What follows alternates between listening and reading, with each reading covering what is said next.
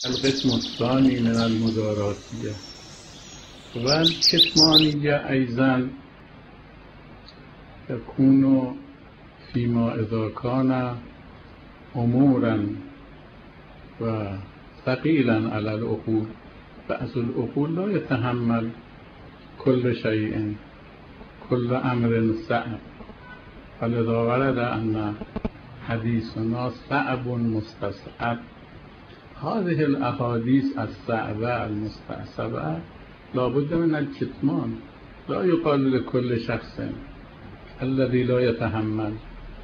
النفوس العقول الساذجة التي لا تتحمل هذه الأحاديث وهذه الأمور لابد من كتمانها، وإلا لأمكن أصلا يرجع عن الإسلام عن دينه لأنه لا يتحمل. هذه أيضا قسم من التقية. فأقسام التقية كما ذكرنا تكون على هذه الأقسام الخمسة.